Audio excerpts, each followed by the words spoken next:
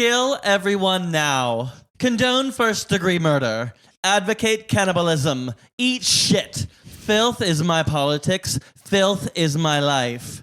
The story of Divine. Hello, everyone, and welcome to the Sleepless Cinematic Podcast, where we explore our shared love for watching and discussing movies, recorded in the late after-work hours, often in lieu of a good night's rest. I'm Madeline. I'm Julian. And I'm Emilio. The three of us are colleagues at a Midtown Manhattan music school. Yes, music is what brings us together, but movies are what keep us together talking at the end of the night. So we've decided to create some order to this ongoing trend and record these conversations, considering an overarching theme while we cycle through 5 distinct categorizable guidelines for engagement. This podcast is an evolving thing. Changes and tweaks here and there will most likely happen, but while we do it, you, the listener, can count on the three of us doing what we've grown to love, foregoing sleep for a discussion about movies every other week. And this week, we continue our current cycle of movies related to perceptions of sanity with a category we call Close-Up. A deeper dive into the career of a professional in the movie business will most likely stay away from big names and focus more on some lesser-known figures, like character actors or writers/directors, and discuss at least 3 of their representative works and the characteristics that exist throughout. And this week, as some of you may have already guessed, we will be focusing on Divine, of fame from John Waters films such as Pink Flamingos and Hairspray, but also non-Waters works such as Lust in the Dust and Trouble in Mind. I had basically no relationship to Divine. We'll get into it a little bit later, but this is really baptism by fire for me. For me too. Yeah. So I'm That's the really only excited way to get do into it. this. Yeah. And we are joined by a really special person today. You heard him at the very outset. The other person that has joined us to make this threesome a foursome today is none other than Anthony Hollock, who is, yes, applause. Thank you. Of course. Thank you. Well-deserved. One of our colleagues here at this Midtown Manhattan Music School, a near and dear friend. You're a musician, you're a songwriter, you're a wonderful educator, and personally to me, you will always be the phantom to my wife's Christine. Back in the day, I don't know how long ago was this? Years ago. 7 or 8 years ago. Yeah. There was like a school night out where we went to a karaoke St. bar. Mark's Place, yeah. St. Mark's Place. And the two of you guys did something that like stopped my heart. It was unbelievable, which is Fire It Up, the Phantom of the Opera, right? The title song. Yeah, you two were dating at the time. Yes, yeah, we were dating at the time. But you immediately honed in. You were like... There's no other way. You can't just fake those vocals. You got to just dive on in. Yeah, absolutely. It was an incredible rendition That's so fun. Phantom of the Opera. Thank you. And I'll never forget that. And that is a memory that I will always have associated with I love you. that. So that's great. I mean, it's so fun. You take music teachers out, you have a beer and all of a sudden we turn into Michael Crawford. I know. It was a beautiful thing. It was really cool. Thanks, Emilio. Of course. Well, we have you here because I think you are... definitely more than myself and Julian, familiar, previous to, I guess, the last week or two, with the works of Divine and John Waters and some of the kind of peripheral characters. Yeah, we wanted to have you here because I think you're going to be a wonderful resource in this conversation. In the way that, like, the three of us, myself, Julian, and Emilio, we would talk about movies, but Anthony, you and I would talk about movies, and we would specifically talk about John Waters' movie. Right. Well, when that one time you were talking about Halloween dressing up as Connie Marble. Yes. And instantly I was like, oh, someone who can do a deep dive with some John Waters and Divine. I told so many people about this costume, and I think you were the only person I told told this costume to that had any idea what I was talking about. So I'm very thankful. Of course. That. I mean, I'm like, I love Worship Some Filth and the Pope of Trash. Any John Waters movie, I'm here for that. I grew up in Pittsburgh, so it's Pittsburgh and Baltimore have a lot of parallels. I was going to say very campy in the way where like people take themselves seriously, but you don't realize that like my entire life has been a John Waters movie until you move out of your hometown. So now that I got perspective on it, when I first discovered John Waters movies in college, I was like, this is my life. It just put everything, it just made my life made sense. Sure. Where I felt like I was just another one of the characters who was just happen to be in the Dream Team. Wait, is that what they call it? Dreamlanders? Dreamlanders. Yeah. That's it. Yeah. No, it's all good. The rep cast. Yeah, and I think, probably the most recognizable of the Dreamlanders was the subject of our conversation today, Divine, who one of the things that I found really interesting was that John Waters, one of his early influences was puppeteers. Yeah. But he saw a movie that had a lot of puppeteer work, and he immediately was like, I'm going to put on puppeteer shows. And so he roped in his friends to help him create sets. And he even, I guess, got his younger brother or his older brother to like run underneath the benches of, the audience and like grab people's legs at particular moments to give them, a shock.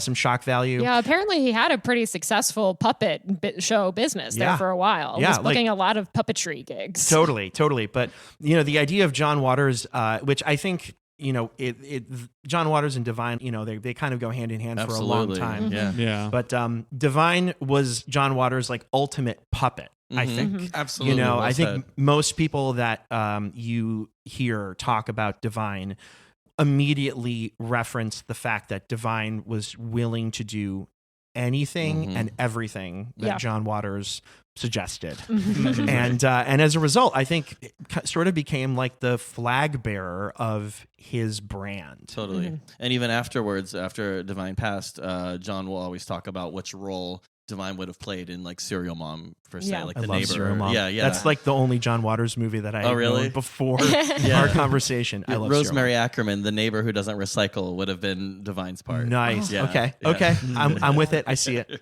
Yeah, That's great. Divine is the De Niro to John Waters is Scorsese, even though they're such different people. Right. That director-actor relationship is very similar. And that, up until Divine's untimely passing at the age of 42, that Divine really was a mainstay of the John Waters filmography, appearing in most of the movies. I think not Desperate Living, but that was the only one. That was the only one she up was to that touring point. at that point because she blew up. So like That's right. Yeah. Yeah. She was doing some shows, I think, in Europe. Yes, I think. that's But that movie is still great as well too. You can tell like it's just that same flair. It, at times you're like, oh, I miss Divine, but like Edith Macy is. Like, She's fantastic. She's so good. She's so magnetic. The Egg Lady, for those of you who know, like that from reference from RuPaul's Drag Race or something. Yeah. Got it. Yeah. And we probably should clarify, just for the listeners, that when we're talking about Divine the person off screen, we're usually going to use he, him. But when we're talking about Divine the character on screen, it's more often than not she, her. More often than not, because there were a few times where Divine appeared on screen in a male role, but there's not many. Yeah, I think John Waters has been on record, and I think Divine has been on record too, fully acknowledging that Divine as a female presence was his like work clothes. Yeah. And that there was a separation. So we will try our best to acknowledge that. Well, it's the same thing like RuPaul says. It's like no woman actually looks like that. Yeah. It's totally a persona put on. Divine used to use bird seed to fill in the bra. I was curious as to what they were Bird using. seed. Yeah. And then also for like Pink Flamingos, it's like she wanted to have the biggest eyebrows ever, so they shaved half of Glenn's head. I was eyebrows. curious about that too. Yeah. I was like, whoa, that hairline goes way Yeah, back. it's specifically for the eye makeup. Make a monster. It's like a monster. But Yeah. Divine always based her look on Elizabeth Taylor to start. So there's that other quote where it's like, I started off my career trying to look like Elizabeth Taylor, but now Elizabeth Taylor looks like me. I love that, by the way. too. That's beautiful. And John Waters had also said that Divine was like Elizabeth Taylor mixed with Godzilla. Yes, yeah. Yeah, and that like that drag queens at the time when Divine came to be or really came of age, that a lot of drag queens then were kind of square, that they wanted to be Miss America, but that Divine wanted to be Godzilla. Yes, yeah. And so, and then Divine, I mean, notably in comparison to our previous close-up, which was on the character actor Joe Pantoliano, who has appeared in hundreds of movies, hundreds of credits to his name, Divine has very few by comparison. Probably, I think, 20 acting credits. And maybe like we were just counting the numbers before we went on the mics, around 8 or 9 lead roles. Yeah, because some of those acting credits, if you're just looking at IMDb, are music videos, because Divine also did have a music career. And it's worth mentioning, too, that Divine, the character, is not someone who's limited to the John Waters filmography. That, we mentioned the music career, but also that that she was a stage performer, had a number of notable plays that she was in. And I mean, it's really just kind of an all-around cultural phenomenon. The Little Mermaid, Ursula, was designed after Divine. Yeah, I love that. Like, nice internal rhyme there. Yeah. Yeah. I think one other thing too, conversation about Divine has to be a conversation about John Waters in some way, right? That I think the two of them were friends, or they were maybe not neighbors, but they kind of lived. They had, near I one think they another? lived in close neighborhoods, and they had some mutual friends. And I Totally, think ultimately met at a party for a mutual friend that I think Divine was throwing. Supposedly, John Waters also took some footage at this party that ended up in Roman Candles, one of his very early films. I think his first. Oh, But yeah, I wow. think Divine was a public school kid. I think John Waters was a private school kid. That sounds right. Yeah. Okay. Yeah. Yeah, and it was, I mean, at that fortuitous party, I guess, becomes the sort of the birth of this relationship that the two of them would have, sort of artist muse, and obviously it ended up encompassing more people eventually, but it kind of started there. And I know that there were a lot of early experimental films that precede the features that we're going to get into more today. You mentioned Roman Candles being one. Eat Your Makeup was another that I know John Waters has been on record basically saying was a little bit unwatchable. That was his sandbox really for a little while, was to just sort of take the camera out and just started, began filming from there. Yeah. And I mean, Eat Your Makeup, I just want to talk about a little bit, although I haven't seen it myself, but supposedly Divine plays Jackie Kennedy in this, and Waters says is like Divine is the first person to play Jackie Kennedy because they make Eat Your Makeup like a year after the JFK assassination. Which they recreate, right? Yes, Yeah. they do. Yes, they do. Yeah, on a street that looks nothing like that one in Dallas, but Which still, would never stop John Waters. Of course not. No, not all. at all. And that's part of the admirable spirit of the work. I watched a little bit of the Divine Trash documentary, and there were some really interesting notes, I think, there as it pertains to John Waters, his influences.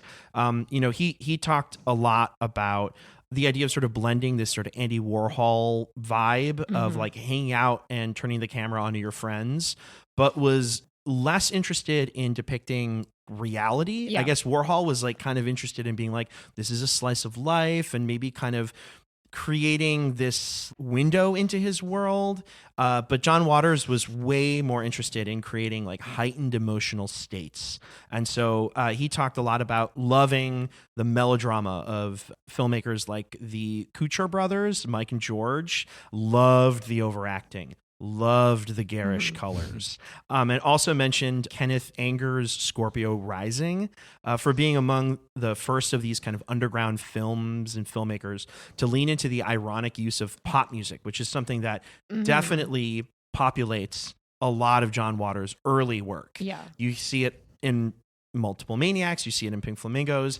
I haven't seen Mondo Trasho, but he mentions that movie is for the most part like a silent film. Silent film. Yeah. Yeah. So much of the music, I think, in his early films in particular is just like B-sides pulled from his record collection. Yeah, yeah, totally. And he was really interested in just sort of creating this, the way he described it was exploitation films for the art house theaters. And he definitely did that. Yeah. I mean, I was trying to think of other comps to John Waters. He is like a true American original. Totally. Yeah, I mean, he really is a singular figure in the film world, but the one person who I would venture to compare him to, even if only like with some strain, is David Lynch. I knew you were going to say that. I mean, we've had this conversation, but we had this conversation before you had seen any of these movies. And I'm very curious about the fact that you still hold this to be true. Yeah. After having watched some John Waters films. Yeah, at first it was just kind of, it was a somewhat educated guess. I'm a big Lynch fan. I'm an expert on many things Lynch, but I think part of the reason for my association of the two is that there was a documentary that came out earlier this year called Lynch Oz, which goes into David Lynch's obsession with The Wizard of Oz and similar themes that appear in his films. And John Waters Waters is interviewed in Lynch Oz. The way the film is formatted, it's kind of like there's 6 chapters to it where a different filmmaker narrates their own sort of take on David Lynch, and John Waters is one of them. And so I was just kind of aware of there being a kinship in their filmmaking spirit. But then after actually seeing some Waters movies, I mean, it justified the comparison because I think they grew up around similar times. They're around the same age. There's a similar kind of milieu that they're growing up in, a very mid 20th century American environment that they pay a lot of homage to. You can tell that they were like raised in this very sort of straight and narrow way for their time, but that there was just this very, like, well, for lack of a better word, weird spirit within them. Indomitable, like weird spirit that was waiting to be released once that they got the power to have autonomy over their own lives. And they go about it in different avenues and, in different ways. They go along different avenues. John Waters seems a lot more like a guerrilla filmmaker than Lynch would be. But I think there is still a similar origin for the two, even if Baltimore and Missoula, Montana are very different places. One little detail I remember too, John Waters talking about Wizard of Oz. I didn't see this documentary, but he mentions that Wizard of Oz was a very formative film for him as well, and says that one of the details that really stayed with him was why Dorothy would ever want to go back to Kansas. Kansas. Exactly. Yeah. The world that she fell into was so much more interesting, and he also felt a really strong bond to the Wicked Witch of the West. He was like, has this fiery personality, her face is green, and I wonder how he would feel about the show Wicked. Totally. He was talking about Wicked before it was even a concept. Exactly. He picked up on this very early. The Wizard of Oz, that's the one without divine, the Desperate Living. Yeah. That one is John Waters' Wizard of Oz, where like they go to Mortville, which is kind of Oz, but it's a place where murderers can live in freedom there under Queen Carlotta, who's played by Edith, the egg lady. And it's very weird, very twisted, but it's one that I think should make its way to stage the way that Hairspray and Crybaby have both been on stage. I think that one would translate well. Yeah, I totally agree. I've only seen that one once, but I remember even as you spoke to earlier, you missed Divine and like throughout this. Yeah. But everybody else is like the rest of the Dreamlanders are still so captivating. Oh yeah. Like Edith is very captivating. You know, I'm a huge Mink Stole fan. Yes. Every time I see Mink Stole in any role, I'm like, I want to be her. Like I want to play this role. Like I feel like I connect very deeply with Mink Stole as a person. That one famous line from Desperate Living, "I hate the Supreme Court," has made the rounds recently online because, we have certain feelings about the Supreme Court lately. Cause, I think it's very fair to feel that way. It's a feeling that, does not fade in relevance. No. Sadly. Ever.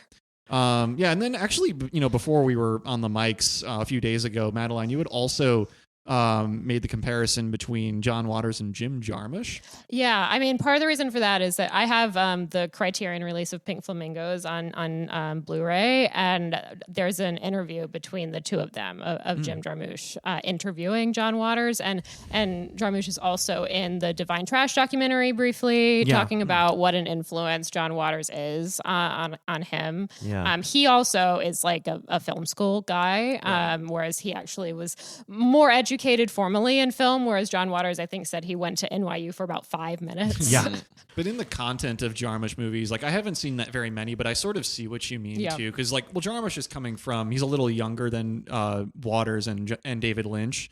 But, there is also like this kind of Americana that he's playing with in his movies where he's like taking well-known genres and giving them a very laconic spin. I also think, you were talking about the kind of weird spirit. I think that somebody like John Waters is kind of like a patron saint for anybody who feels kind of left of center. And somebody like Jim Jarmusch, I think, while he had a film school education, I think didn't feel like he was on the fast track to be, the next Steven Spielberg. He had other stories he wanted to tell. There were other characters that he was interested in exploring. And I think that the John Waters filmmaking ethos, I think felt way more relevant to him than any of the more commercial directors. Yeah, one thing that I found really interesting in the Divine Trash documentary is the priest that they interview this retired priest that apparently like had been letting Waters and the Dreamlanders screen the early films like at his church. Yeah, I love that guy. Me too. He seems so cool. Yeah. And he seemed very cool and extremely supportive and like progressive for like a priest in the 1960s. Totally. And he talks about how Waters' mother came to him in like tears, like, what are we gonna do? Like about this whole film thing. And the guy is just so supportive of he's Waters throughout this. He's creative. Yeah. He's enterprising. Yeah. These are all wonderful skills that are going to translate. If it's not film, it's something else. But it was film. Yeah. He wrote that. He's still writing that. Mm-hmm. And we're grateful for it. Yeah. Why don't we start gearing our conversation towards some of these movies and maybe our initial reactions? Mm-hmm. So all of us got acquainted or reacquainted with Multiple Maniacs over the last week or two. Mm-hmm. Important to note, too, this is Multiple Maniacs, not to be confused with films such as... Seven Psychopaths? Yes. The movie with Sam Rockwell and Colin Farrell, Tom Waits. Yeah, Tom Waits, amongst Martin Walken. McDonough directed film from 2012. And you don't want to confuse Multiple Maniacs with Multiple Migs, Hannibal Lecter's cell block mate in The Silence of the Lambs. Multiple Migs in the next cell. I confused Multiple Maniacs with Animaniacs quite Oh. often. Oh. Really? See where that would be Yeah. confusing. Yeah. Really rough, yeah. Yeah. What are their names again? Yakko, Wacko, and Dot. Thank you. Yeah, That's yeah, it. That's it. I knew that it was something that rolled off the tongue. I I feel just didn't like have it at the Yakko, ready. Wacko, and Dot could totally be Dreamlanders. Easily. Easily. Absolutely. Yeah. Yes, totally. Oh, and we also haven't even mentioned yet that the name Divine was given to formerly known as Harris Glenn Milstead by John Waters. Mm-hmm. This is the name of John Waters' provenance. Yeah. And also, I think in reference to some of the content that we were just talking about in Multiple Maniacs, this divinity, right? Yeah. Right. That it's sort of this play on what is religious and sacrilegious. Beyond human, like Yeah. this being that is just beyond man, woman. It's this beast of a person. It's also funny too, because I remember my mother getting upset about the name Madonna, and she's like, "Why would she take that name?" And it's like Madonna, that was her birth name, like later on knowing that. So it's funny that reaction would happen naturally with the name Divine. The way that the story goes, supposedly, is that John Waters had this inspiration while reading Jean Genet's Our Lady of the Flowers. There's a character named Divine in this book. But again, in Divine Trash, John Waters is like, I have no memory of that. Yeah. He's like, I was reading that book at the time, so maybe that's true, but that's not like my memory. He's always saying we where were I got tripping this. on LSD and some of the time, so he has like these vague memories. Yeah. Fragmented. He acknowledges, like you said, that he was reading the book.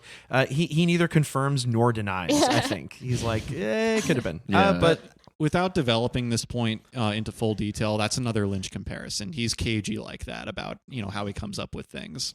But yeah, so that's, and when you watch Multiple Maniacs, if this is like your first ever exposure to Divine, I mean, the name makes a lot of sense in the context of this movie as both kind of like a adherent to its subject matter and contradictory. Madeline and Anthony, you guys have had more exposure and have had this movie in your lives a little longer. What do you guys think of this movie? Sorry, that's what I'm trying to say. I mean, revisiting it, because it's been a while since I've seen it, because it was only like actually properly released not too long ago compared to the other ones. I love seeing Divine like young. That's really cool and exciting. You can tell how it's going to lead into Pink Flamingos, where you're talking about like the filthiest things alive. You can see how it's just like almost a prequel. Yeah, I've sometimes thought about the two as being connected. Yeah. I don't know that that's actually the intention, but I think you can draw that. It's a parallel. brand. Like before they knew what branding was, they were just Exactly. creating this world. And what's kind of funny about it is you're there and you're supposed to like gag at the people who are doing extreme, disgusting things like, drugs or being queer.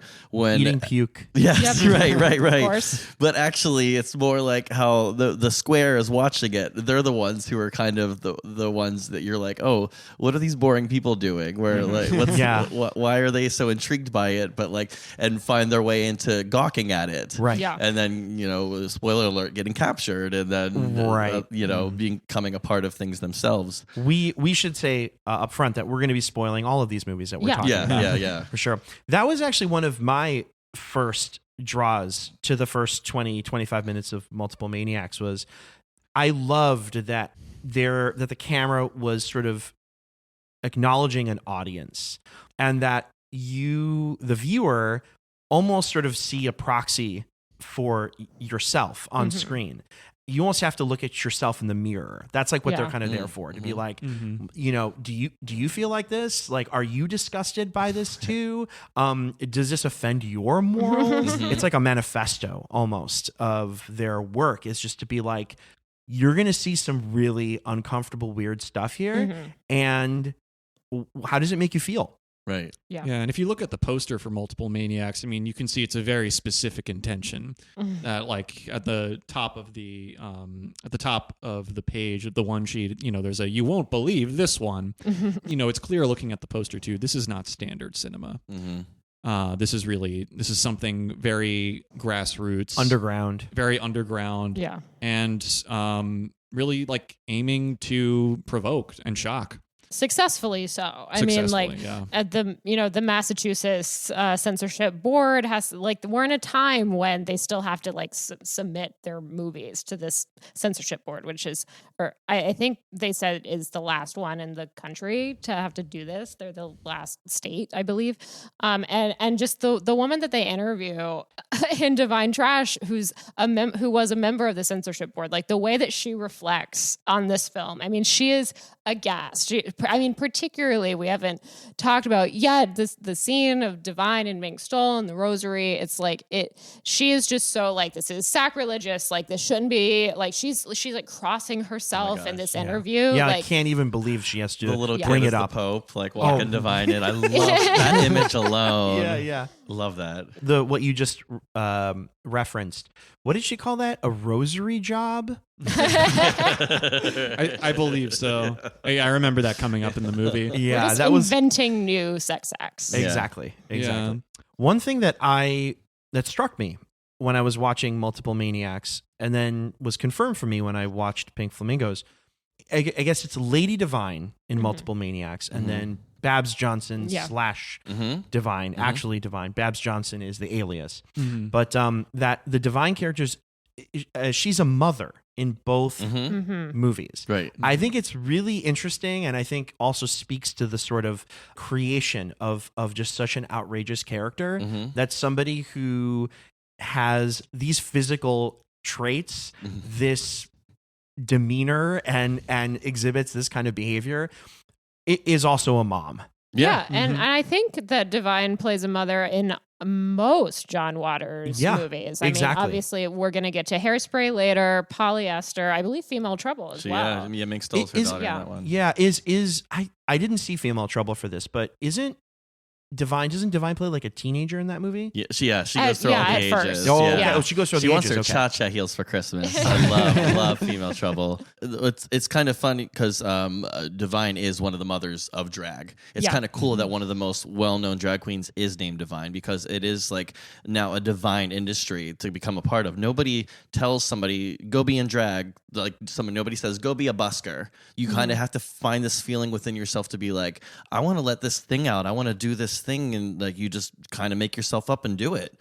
So it's just so cool, and like almost like a miracle that Divine is named Divine. I love that. I never thought about it that way, but I really like that. When I was making this connection, I was thinking about it purely as the idea of like having given birth. To a physical like offspring. It's like birthed an industry, right? Beyond exactly. just like pageants of the time. That it's an industry now. Sure. Yeah. And when you look at the broader arc of Divine's career, there's definitely a point when Divine becomes famous at times when John Waters is still kind of struggling. Yeah. That like, because John Waters is an independent filmmaker, there are some long gaps between his movies because he was trying to get money for them. Yeah. But in the meantime, Divine is off performing in plays in New York, starting a music career, doing things of that sort. So while those two are so intertwined, they don't go the exact same path. I think that's a good way for us to start talking about Pink Flamingos, because I think Pink Flamingos is really where Divine as a celebrity really emerges and starts to actually separate from John Waters and like the group of friends that are just willing to make movies for no money. Well, you're saying too the money, like John Waters asked his parents for a loan to create Pink Flamingos instead of going to film school. He's like, you would give me money to go to school. Can I just have that same amount of money to buy this trailer and buy this stuff to film with? And his dad's like, good point. Yes. Yeah. I feel like from the Divine Trash documentary, I think he had some relatively understanding parents. Oh, like yeah. the he mom, seemed like he had parents that didn't fully understand what he was doing, but still loved him. Yeah, and we're still like cared. a little worried about the, if this was going to actually be able to be sustainable enough to be a career. Well, I think that a lot of parents feel that way. Yes. But ultimately, I think, their love did not seem to waver throughout this from the interview with them. They Totally. seemed like lovely, if straight-laced people. Sure. And actually a point that I think would be good to tie Multiple Maniacs to Pink Flamingos is that these are both movies where Divine plays a character who it really stood out to me, just as much a perpetrator as a victim. That's someone who commits these heinous acts in both films, but is also on the receiving end of heinous acts. Right. Because Multiple Yeah. Maniacs does end with a crime spree and her getting shot down. Yeah, by the National Guard. Right. And then I guess you could sort of make that argument in Pink Flamingos. Oh my God almighty, someone has sent me a bowel movement. That is certainly a personal affront, if there ever was one. Although, A turd. but notably, I mean, we're kind of jumping to the end here, but Pink Flamingos really reverses the end of Multiple Maniacs. Yeah, it Yeah. does. It does. It sort of goes like, if we were able to take that act back and Divine hit the road and disappeared and went underground or in trailer, what would this look like? Yeah. And I'm actually curious. I'm just going to ask you, Julian. Yeah. What did you think of Pink Flamingos? Okay, so I was hoping this would come up. Yeah. So let me just preface by saying, like, I have been a big movie watcher basically my whole conscious life. I have seen, like, I've lost count of how many things that I've seen, though maybe Letterboxd has that. But, and I, like, as Madeline pointed out in our very first recorded conversation about Mother, that I'm into a lot of movies that make kind of a big swing. And I think that's a good scene to set for the fact that Pink Flamingos is, without any comparison, without any competitors, the filthiest movie I have ever seen. Good job. Well done. Well done. Yeah. Yeah. I was impressed by it for that. I was too. I came in full well knowing that that's what it's going for from the very outset. All of the advertising, all of the history, all of the lore behind this movie is like, it's an exercise in poor taste. This is the grossest movie that you're ever going to see. It's a midnight movie up there with the very weirdest of them. And I similarly was pretty shocked. Yeah. Yeah. I mean, it's easy, like, in this time, 51 years after the movie came out, to be a little skeptical and think maybe it was shocking for its time. Maybe that, some of that shock value has faded. No. Absolutely it has not. Yeah, I mean, like, we haven't really gotten into this necessarily, but like I have a history with Waters, which I can talk more about when we get into Hairspray, because that's sort of where it started for me. But I had been, the three of us have been talking about movies, and I knew that Julian, you had no experience with John Waters. Emilio, you had very limited experience. And when I was like, we should talk Waters, we should talk Divine, let's do this. But I was also like, I am so nervous about how you guys are going to interpret these movies and this movie specifically. And I think that, like, Julian in particular, we had spoken a little bit about what I was like, maybe you shouldn't start with Pink Flamingos. Maybe you should start with like Multiple Maniacs, or like maybe you should ease into Pink Flamingos. Technically, I did start with Multiple Maniacs. But I think I did too. But at one point, I think you were like, well, a lot of times I just want to like start with kind of the the top of it and like the masterwork. Exactly. Like throw me into the fire. Exactly. And I was like, I am not going to recommend that for this specifically because there really is. And Emilio, you told me yesterday, like there's nothing that can prepare you for Pink Flamingos. Even Multiple Maniacs doesn't really prepare it really you. doesn't. Yeah. It really doesn't. I was expecting it too. I was really ready to be like, okay, cool. We got, the scene in the church. We got the early carnival stuff. We got the weird scene with the lobster. All the kind of physicality of Divine, like really blossoming, right? In Multiple Maniacs. Yeah, it's absolutely nuts. I think one of the things that makes it feel like grimier is actually that it's in color. Yeah. And that, it's their first film in color. You know what this movie reminded me a lot of was the Texas Chainsaw Massacre. Still haven't seen it. So and from a perspective of like they're both low budget movies. Yeah. You can tell that the film stock is just good enough to give you, like a representative amount of color.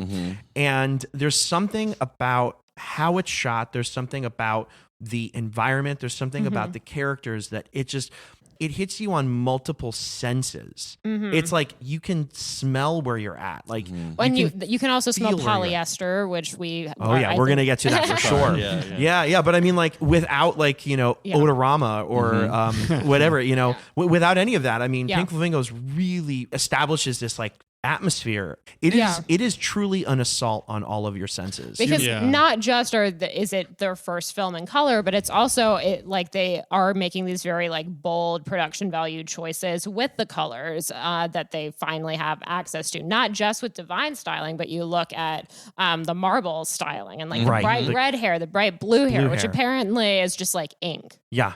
From markers. Just like markering. Like they bleached their hair and then just like colored it with magic marker. Oh, wow. Yeah.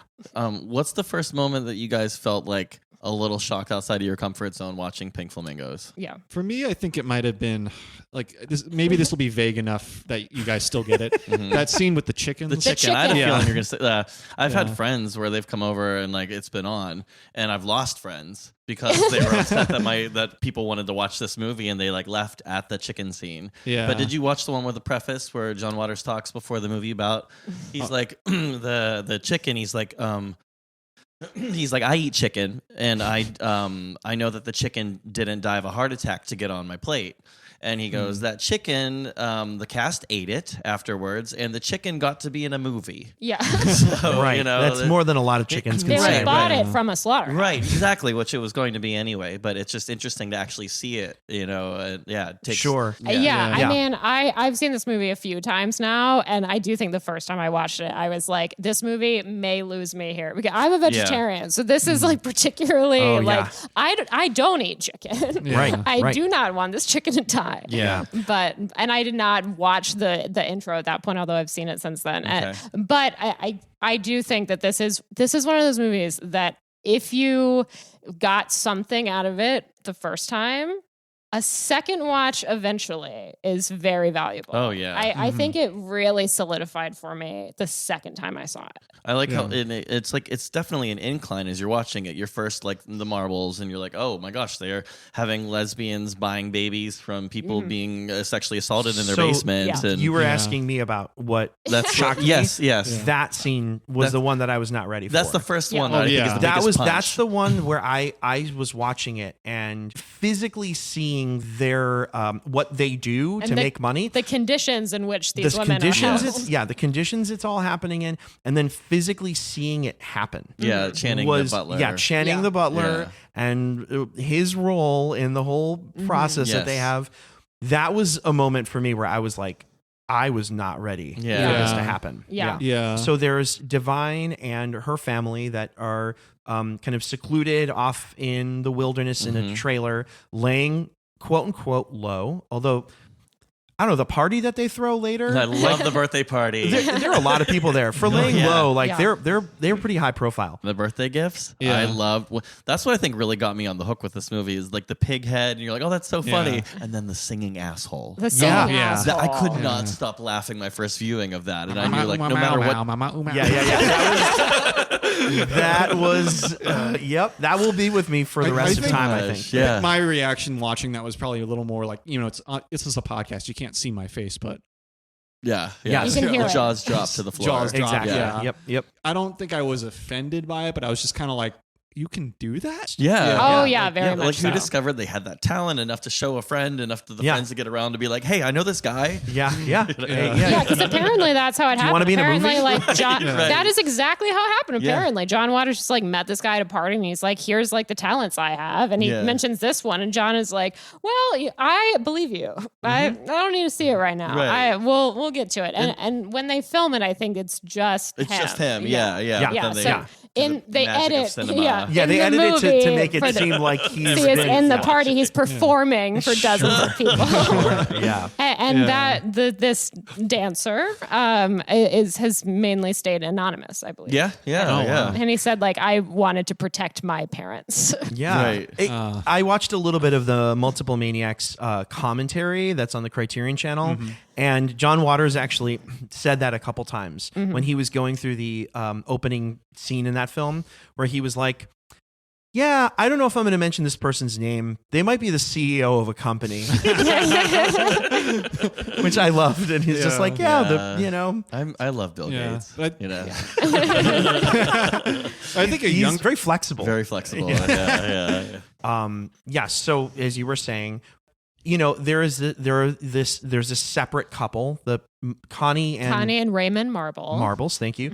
And I didn't really know that too much about the story, that there was going to be this this sort of competition of who was actually going to be the filthiest, and they make a really big swing in that moment to be like on multiple levels. I really think that when you take a character like Divine, how do you make an antagonist to Divine? Right. Sure. Like, I think you have to go as filthy and like depraved as possible. Yeah. Because you have to be able to one up already a really like filthy and depraved character. Right. And they totally succeed. Yeah, no, I was thinking like in the beginning of this movie, I was kind of wondering in reference to Divine specifically, if this was going to be one of those like iconic film performances that has kind of like a low amount of screen time, which by the end, it's not really the case. Like there's plenty of Divine on screen, but in the beginning of the movie, like I think Pink Flamingos, it waits a bit to really show you Divine in full force. It does. I felt the same way too. You're all waiting for the red dress. Yeah. Well, Yeah. that's what you're waiting for from the cover. The marbles for those in the know about the Dreamlanders are played by David Lochary and Mink Stoll. Yeah, which you've mentioned before. Yeah, I love Mink Stoll. Yeah, spirit animal of sorts. Yeah. Yeah, Yes. and she recently, I mean, John Waters recently got his Hollywood Walk of Fame star, and I think she spoke at that ceremony, which is, I think they still have a very strong. I mean, she's been in almost all of his films.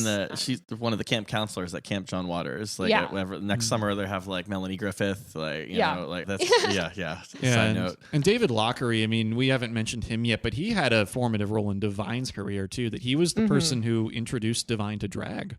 Yeah. Per the documentary I Am Divine. And so, he becomes more of a supporting player in the John Waters filmography. He's not as, prominent a presence as Divine. Sure. But I'd say he's up there He's with, up there, with though. Mink But he is Stoll up and there. Cookie Mueller and Mary Vivian Pierce. Like I think they're very much the core, and he's another one that is gone before his time. Right. Yeah, he had a very definitely. tragic passing. Sure. Yeah.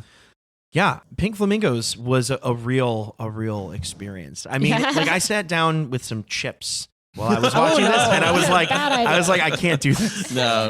Just a horrible I mean, idea. yes, I lent you the Blu-ray, and there was a barf bag included. Yeah, almost as a joke. I almost wanted to return it to you by saying, I might have used this. Sorry. Yeah. But no, but the spirit of the filmmaking, I think, is something, however you might feel watching the content, I think is something that definitely kind of lives on. I had said to you too, also before we recorded, one of the things that I always was in the back of my mind thinking about as something like an antecedent to John Waters, at least not chronologically, but in my own life, that I can kind of compare this to is Jackass. Yeah. You know, I grew up at a time when Jackass was absolutely was just this cultural atomic bomb. It was inescapable. I didn't have MTV, Yeah. but I certainly knew about Jackass. John Waters loved Jackass. He Yeah. put Johnny Knoxville in A Dirty Shame. I was going to say, Yeah, and I think they love him too. Yes, right. They're very aware, I think, of the impact that John Waters and Divine and the Dreamlanders almost and creating their own genre. Totally, yeah. You know, Pink Flamingos almost felt sort of like a prototype for what you'd see in a Jackass movie, or I also, to extrapolate it a little bit further, or kind of adjacent to the Jackass universe, is skateboard films. So skateboard films, something I spent a lot of time in college just deep diving on, and the big thing with skateboard films is an ender. And Pink Flamingos has an ender, the ender of all enders. Right. Yeah. What, we can talk about it, right? Yeah, I think we have and to. they also allude to it throughout the movie. Yeah. There are multiple moments where characters are like, "Oh, eat shit." Right. Apparently, towards the beginning of filming, John Waters goes to Divine, is like, "Would you eat shit?" And Divine's like, "Yeah, sure." And then they don't really talk about it. They just make the rest of the movie. They're like, "We'll get to that. We'll do it one of these days." Yep. Yeah. Yeah. The question is, would you eat shit for your art? Yeah. You know? No. Like, I took a real breath when you just said that. Yeah. You have to you're thinking they want to be monumental. They want to make this impact. So they're like, what could we do? And that's kind of funny because then in the next Female Trouble, Divine turns into a weird artist, and she goes, "Who wants to die for art?" Yeah. And somebody jumps up in the audience, "I do," and she shoots them. So it's kind of a throwback to who would do what to be famous or infamous, really. Yeah. And I sort of thought about that iconic final scene in Pink Flamingos that in comparison to all the other transgressions that happen in the movie, I found it just to be kind of the cherry on top. Wasn't the thing that shocked me the most in that movie. Yeah. But it is for Divine as an actor, that really feels like the capstone moment. Yeah, I mean, I think it solidifies the commitment that Divine has. Solidifies. And in a way, it's more so than any other thing in that movie. Right. Yeah. I think it's also the thing too that, like we were talking about with, Jackass and skateboarding videos, there is a yearning, I think, for audiences of these particular entertainments for authenticity, right? You want to see something that's real. Right. Yeah. And I know that they were trying to portray and truly transmit to the audience that authenticity. It's really clear that Divine is working Yeah. to get that excrement down. Yeah. Oh yeah. Yeah, The you face, can see it. deny that, You cannot deny it. There's And I think also this there's in- something to that. Yeah. When you see somebody struggle that way, like you said, would you do that for your art? Yeah. You're like, we're watching the sacrifice in real time. Right. Yeah. Right. Yeah. Yeah. There's also this buildup because apparently, I mean, they're following this dog around for hours. Yeah. This dog that belongs to a friend of theirs. Ate all this fine steak for days to try to make it. Yeah. But Then- even then they get out there with the camera and the dog, and it's hours of just waiting for this dog to They shit. gave the dog an enema. with a eventually. hair dye bottle. Right. Yeah. What happened so briefly for us as the viewers took so long to create. So it's Right. imagine Yeah. being Divine and Anticipating for hours. Exactly. It's we can kind of look at it as if Divine is just this, I'm an artist. Of course I'll eat shit. I'm just here to do what, John Waters, apparently they say oh, well, he could convince you to do anything. Right. But we want to look at this as oh, Divine just showed up, ate shit. I'm done. I'm a professional. Right. But actually, I'm sure that in his mind, he's Jesus Christ. Yeah. Sure. And even after that night, apparently calls Johns Hopkins Hospital. Yeah. You'd be like, It's you know, am I going to be okay? Yeah, Yeah. right. Yeah. Yeah, and that like in the build up to this actually happening, I think that John Waters had proposed the idea something like a year before they actually filmed it. And Divine, you know, at first when the proposal was first made, Divine's like, sure. It's one thing to say, yeah, sure, I'll eat shit, and it's completely different actually to it. The level of commitment that it takes to actually eat dog shit is so much greater than the commitment to the thing that I'm about to describe. But this happened to me with 3 of my friends when I was in high school, where I think it was like November of our senior year. We were all talking and somebody was like, you know what we should do when we graduate? We should cut our hair into mullets. and we were like, oh yeah, that'd be great. That'd be really funny. That sounds real cool. Yeah, sounds wonderful. But then none of us forgot that. And I remember little by little, we were like, yeah, so we're still doing that, right? And it was just this slow thing where nobody wanted to back down. And so we all did. Yeah. How long was your hair to cut them off? Okay, so this is a good question. I think I let it grow for 14 months. Okay. And so I had like really long hair. Yeah. Yeah, to the point where it was funny when I was graduating, my mom said to my dad, she's like, because my hair was really long then, and they were like, how is he going to get his cap on? And my mom was like, oh my God, he found a way to get his cap on. Solved. Exactly. Yeah. And we actually all convinced our parents that we were going to have a pancake breakfast, but we went to the friend's house that had the most understanding parents. Oh my gosh. And we went into the bathroom and cut our own hair. Wow. Yeah. So I'm not in any way trying to compare the that moment of my life and the sacrifice that I made in order to get a good laugh. But it's the level of anticipation. But the anticipation and this idea that you throw this idea out and then you're like, we said that we were doing this. Yeah, right. We're not backing out. Right. That scene became so iconic, became like such a transgression that it really was the thing to separate Divine from John Waters. And that suddenly it was like, wow, here's this incredibly committed performer. What's next for them? Right. And there was a lot that was next for Divine that wasn't necessarily John Waters related. Just one. Well, I think we can't really leave the movie without acknowledging one of the iconic lines that's uttered near the end of it, before the shit-eating scene, but as Divine is preparing to execute the marble couple, that one of those, like, not just iconic to the movie but iconic to Divine's whole career lines is uttered of like something to the effect of, I am God, I am divine. I am God, you are God, you are God. Yeah. Do you believe in God? I am God. Yeah. And then Cotton and Crackers are like, you're a God, calling each other God. Right. Yes. I also love Divine, are you a lesbian? I've done everything. The whole, because they invite people to be interviewed to like finally get in the papers. We're going to execute the marbles. Right. Yeah. Which is, I actually also thought was kind of clever because the beginning of the film starts with this narration. You get this sort of omniscient Mr. J. Well, that's John Waters imitating somebody who was on the Baltimore commercials at the time, and he wanted that guy to do the voiceover so bad, but the guy wouldn't do it. The guy was like, get out of here. Get out of my office. So he's like, I just did an impression of him at the time. Yeah. That's it was very cool. And very, the very cool. last bit of just like, they're so committed is like burning down their whole set. Yeah. Yes. Totally. And Mink Stoll, who's throwing the torch, she almost catches her coat on fire because you can only do that in one take. Yeah. And throw, and you only got one chance. Woo! Yeah, there's like some behind the jacket. scenes footage where she's like doing the line over and over again because she's struggling to light it. But once you've got it lit, it's you just gotta go. And she's like, I don't know if my jacket was flame retardant. Probably not. Yeah. And the playpen that Edith is sitting in, just shout out to that because that playpen then gets used in Female Trouble during the Who Wants to Die for Art interesting. scene. Yeah. So they were able to salvage that They from took the that out record. of They the probably took a bunch of stuff out before they burnt it. But yeah.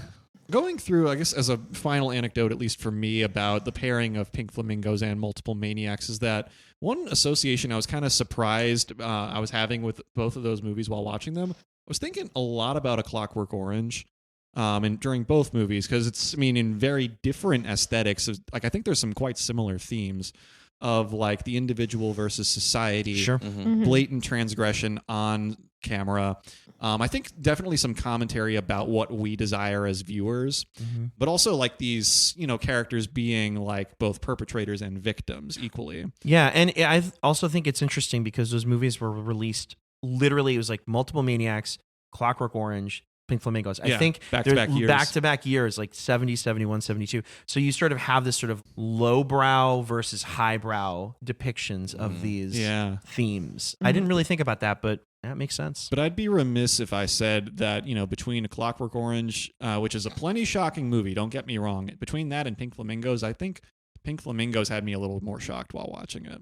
Yeah. It feels kind of, even though Waters is such a singular figure, there's something that does feel pretty consistent with the new Hollywood trends of the time, with these kind of anti-heroic characters, going on these like cascades of criminality and having these like weirdly resolute endings to their stories. I didn't think we were going to get a John Waters Kubrick comparison, but I love that. There you go. There it is. We're here. We've done it. I can even do Scorsese as well, Yes.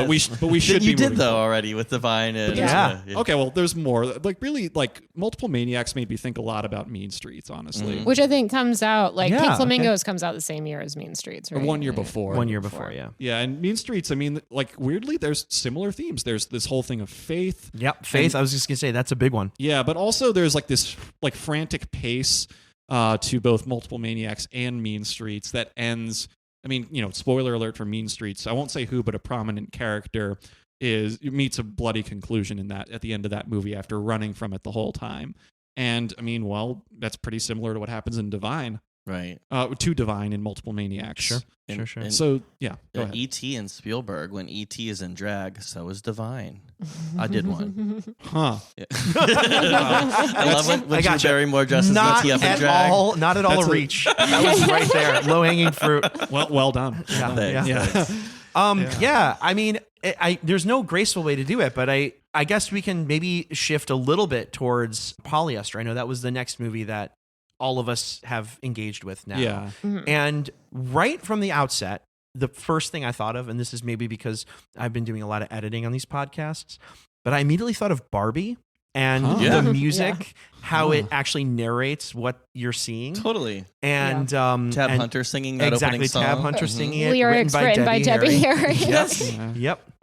Yeah, so you have this music that is totally there to sort of set the scene, but also not just create an atmosphere, but like really tell you and spell out the atmosphere. Right. And Polyester is one of those movies where he really does start to confront the idea of like suburbia. We've spent a lot of time with the Dreamlanders. We've spent a lot of time with like people on the fringe of society. Let's now sort of focus the lens on what is supposed to be a depiction of domesticity and, It's funny because it's still shocking because you're going from all these visually shocking things to now socially shocking things. Sure. And the husband has a porn theater. The daughter wants to get an abortion and is very excited about it. Yeah, There's the son's like foot huffing stomper. cleaners. Yeah. Stepping on people. The Baltimore foot stomper. So socially, it starts taking a huge twist, and the mother being very rude about being friends with Cuddles because she was your former cleaning lady who inherited money. I kind of love that detail. She was like, the only friend I have is the girl cleaning lady. Clean any interesting toilets lately? Yeah. And I think the other thing I was going to just say really quick is it also marks like a real departure for the Divine character and the characterization of Divine. Full-on actress at this point. Yeah. This is no longer Divine, the filthiest person in the world. Divine is now playing also not somebody named Divine. Francine Fishpaw. Exactly. Who is, in her own words, just a good Christian woman. Right? Yeah. She's just trying to get through life. Right. Trying to make it work any way she can. Yeah. But she is like a shrinking violet in this movie in a way that Divine in the past John Waters films you could never imagine. So yes, you're right. Like full on pivot and a great way to really flex the acting chops, which I think is something we haven't really talked about too much. Right. But was something that I was generally, I don't want this to sound mean, but I think when I thought about Divine as an actor, as a celebrity, as a persona, I wasn't necessarily thinking high level actor necessarily. Mhm. To set the scene a bit, this is 9 years after Pink Flamingos. It's in 1981 that it comes out. And this you know, like the milieu that John Waters is working with here, I mean, it's a kind of adapted from the films of Douglas Sirk. This is the third mention Yeah. this on our episode podcast. cycle. Exactly. Yeah. About Yeah, big Douglas Sirk. influence for a lot of the filmmakers we have covered in the past. Todd Haynes and Was Almodovar one of them? Almodovar, Yeah, exactly. It came up like dually with Tie Me Up, Tie Me Down and Secretary. and Secretary, yeah. Yeah, but a good person to parody too, it seems, to parody and really dissect the films of. Sure. Also that this is, as we've already alluded to, a period in Divine's career when he wants to start being taken more seriously as an actor, not merely for shock value. And this is kind of where, time has passed and Divine has made a bunch of different career moves and just doesn't want to be put in the same box forever. In Polyester, what I really appreciated about it was some of the subtleties of that performance. That there's a lot of great moments where like something not that bombastic is happening, but Divine is just nailing it. I mean, it's still like maybe kind of campy, but like all those scenes with Francine Fishpaw exercising her sense of smell. Oh yeah. Yeah. The Odorama card. The Odorama that card, you used to get, or you get in the DVD copy or the Blu-ray if you can still have it in Odorama. You can get them on eBay. Did any of you watch it with the Odorama? No, but No. I did Okay. watch it having a reference guide Okay. or like a key to just confirm what I thought I was going to smell if I did have a card. Because the one where they explain what the Odorama is at the beginning, very like Rocky Horror narrator. Right, exactly. You're like, it's a rose. Oh, Odorama. I have this card here, and Yep. each time the number flashes on the screen, you can smell. So it's not only offending socially, it's offending your nose as well. I have the list up on the Wikipedia page right now. There's 10 smells, and they are roses, flatulence, model airplane glue, pizza, gasoline, skunk, natural gas, new car smell, dirty shoes, and air freshener. I really liked Real the spectrum. the dirty shoes one comes in at the end, right? And where they actively try to mess with Francine. They're like, here you go, here's something nice. No, here's some dirty shoes. They know how sensitive her nose is. Exactly. Yeah. I'll jump ahead just a little bit just to say I enjoyed watching this movie, but I actually was kind of let down by the ending. Oh yeah? Yeah, the ending, so we already kind of established sort of what's going on. When we drop in on these characters, it's the dissolution of, Francine and Elmer's marriage. And, the kids are just kind of slowly spiraling their way towards like, juvenile detention. The introduction of Todd Tomorrow comes in, who Tab Hunter, we'll probably talk about again shortly. He's like the matinee idol come to life. Yeah. The sort of character out of a romance novel that's come to sweep Francine off her feet.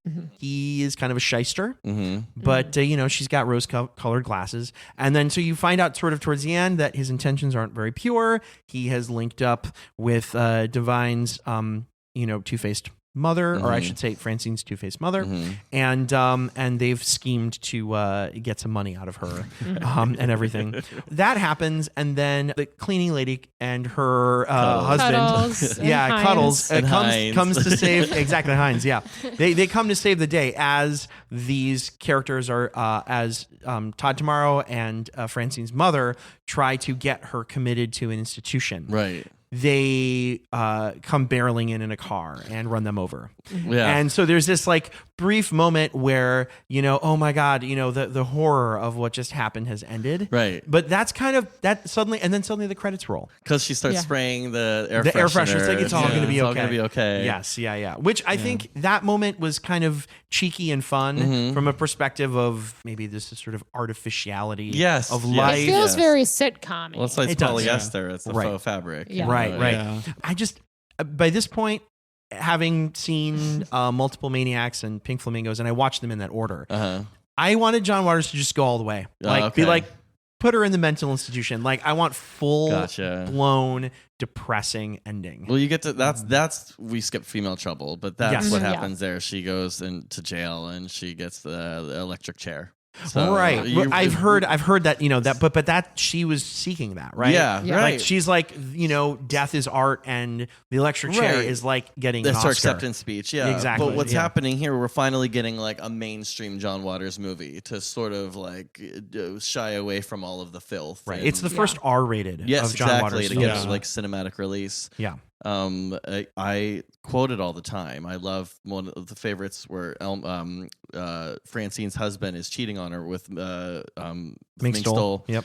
And I love when Cuddles is spying, and then she calls her and she goes, "Oh, I love this line." At first, I thought he was walking his dog. Then I realized it was his date. I love that line too. Such a good line. It's so good, and it's delivered so just like, here it is, and then we're off to something else. He worked so hard with her with all her line readings. Like, hurry, Hines, hurry, Hines, hurry. Yeah, I mean, apparently Waters is so specific about how he wants every line read, and like all line readings. Yeah, he'll do all the readings himself, and they'll just like completely duplicate. Again, he's a puppeteer. It's like the Coen brothers in that way. Yeah, stickler to the script. Yeah, but also, we haven't really acknowledged much about Edith Massey yet, who plays Cuddles, and was the mother in Pink Flamingos too.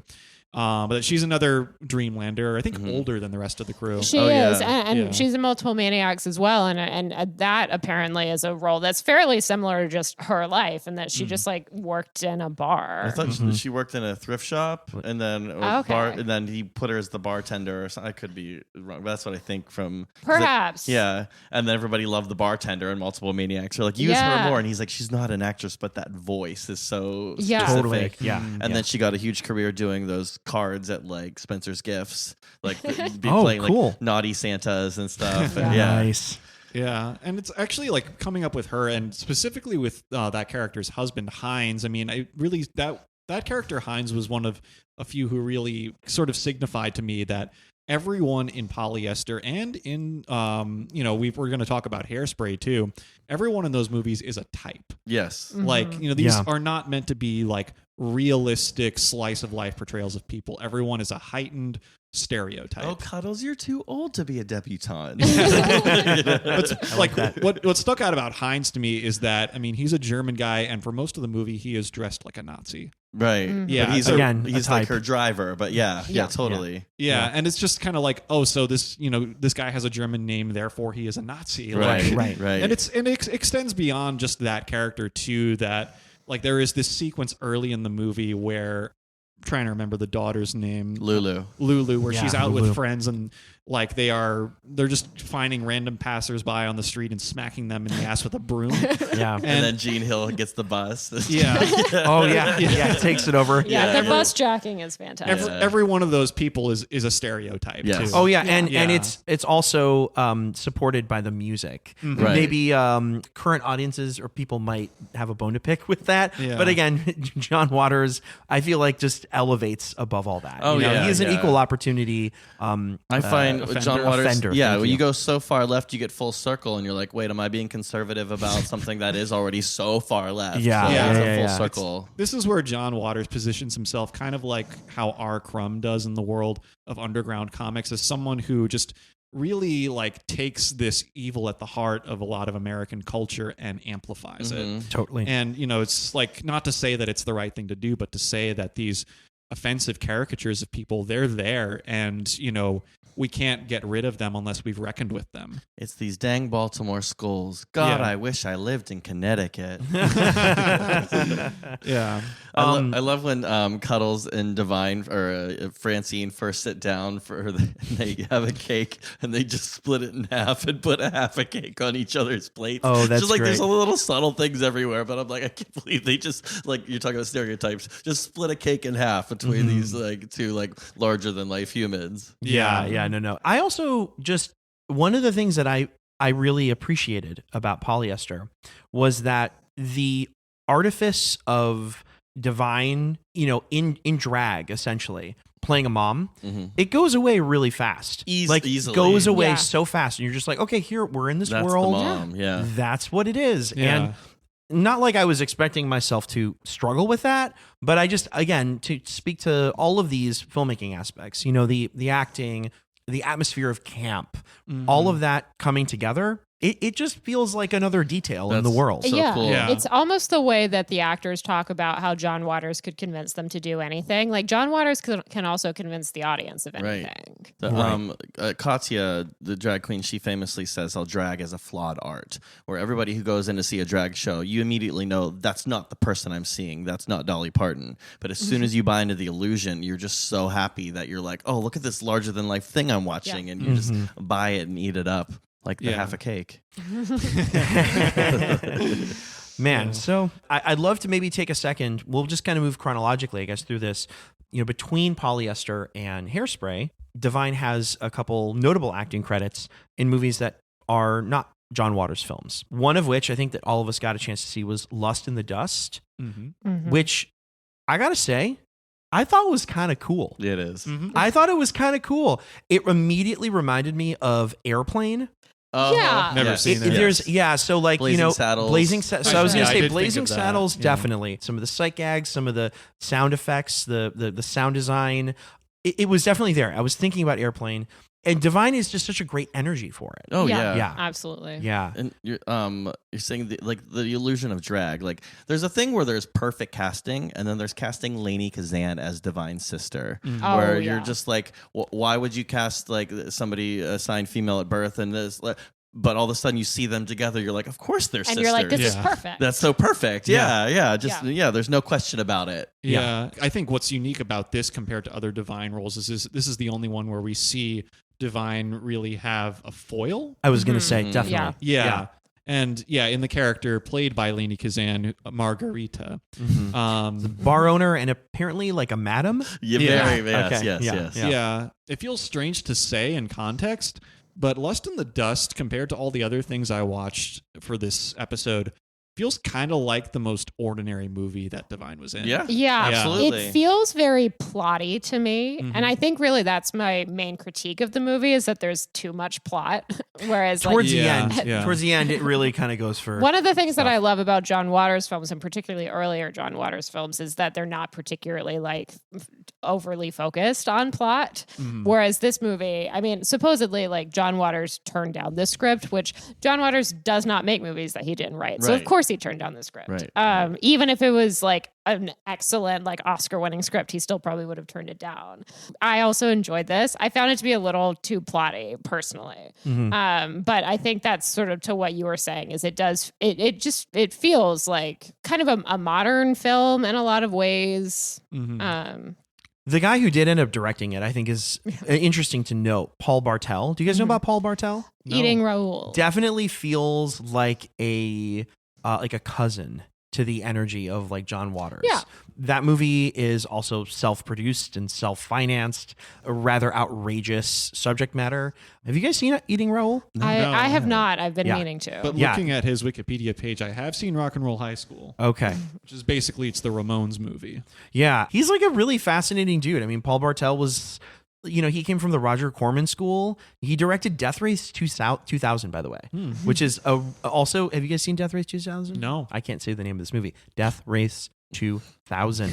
So yeah, but he directed it, and he again sort of feels a little bit like a not so distant cousin of the kind of John Waters energy. This is a pretty soon repairing of Tab Hunter with Divine. What do you think of their chemistry and what like them together? I dig it. I do too. I really dig it, do and I too. think there's some sort of metatextual stuff going on. Yeah, because Tab didn't come out until he was 40 years later than this was released. Yeah. And in watching the I Am Divine documentary, he full on references the fact that people were like, wait, you're making a movie with Divine? Right. You dated Debbie Reynolds. Like you were Oscar nominated in the 50s.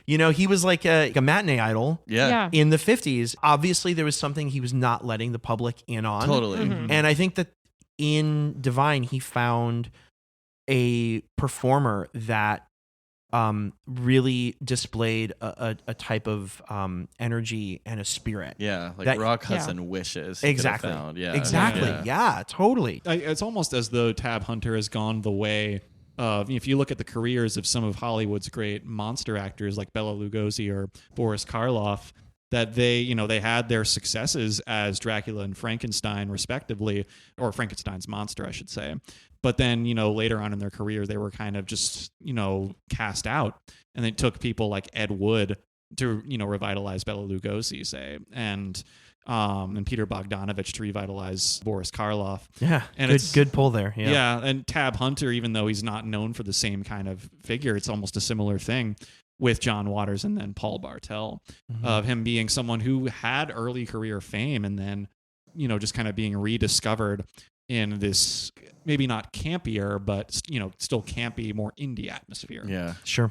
I'm like 5 chapters into Barbara Streisand's 992-page book, and she brings up that she was never attracted to the Tab Hunter type. So if that's a reference for like the beautiful Hollywood men at the time, right? Yeah. And Tab Hunter, I mean, I have to look up what it actually is, but he's another person. Like, that's not his real name. It's not. Just like Divine. I think Tab Hunter, I think it doesn't resemble his real name at all. Tab Hunter is Arthur Andrew Kelm. Yeah. Kelm. Shattered Illusions. I was today years old when I learned. I thought he was named after the drink. And Elton John is named Reginald Dwight. I love Reginald Dwight. Yeah. We can still love these people. Apparently, it was Tab Hunter's agent, Henry Wilson, who named him Tab Hunter, and Henry Wilson specialized in representing beefcakes. Ooh. I'm hungry. I just also in Lust in the Dust want to appreciate Nidra Volz, who is like who's Big Ed in this.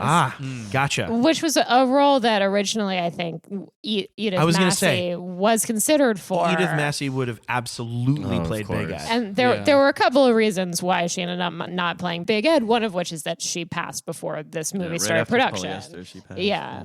But also I think even the director was like, maybe we're getting too similar to John Waters. Of course, right. Maybe we cannot add another Dream Lantern in this cast. Sure. But I as much as she would have been great as Big Ed, I really enjoyed this woman that they found. She was my favorite character in the whole movie. She's like the person I rooted for above all else. I was like, I just want her to get to where did she want to go. You got rewarded in the end, for sure. And then, well, funny enough, I mean, her Ed is short for Edna. Yeah, exactly. Yeah. And she, apparently Nidra Volz did not even begin her acting career until she was in her 60s. And I just find that incredibly inspirational. Yeah. Oh, yeah. That's great. Yeah, and then to think about like Divine in Lust in the Dust, I mean, it in some ways, I mean, this is I already said it's one of like the more normal movies that Divine is in for all of its campiness and all of its satire. But that also the role, I mean, it feels like pretty like straight ahead in certain ways for what it is. Mm-hmm. In some ways, I mean, one thing that I kind of loved, in the very beginning of the film, you meet Rosie is her name, right? Mm-hmm. And she looks lost in the desert, and she runs into the kind of man with no name archetype. Abel Wood. Exactly, Abel Wood. Very a name that gets played with a lot. Mm-hmm. But she runs into him, and then she tries to sort of paint the story about how she's like this. She was this damsel in distress. She spins this yarn about how she was taken advantage of by the Williams gang or whatever. But then they simultaneously sort of show that Divine was like, oh, wonderful, a bunch of guys that are willing to throw themselves at me. I'm going to spin this on its head, and I'm going to be the most sexually voracious one here. Mm-hmm. And it cuts to, her like butting up with the group, and she's like, hey, are we doing this again? And the guy's like, no, please, no, not me.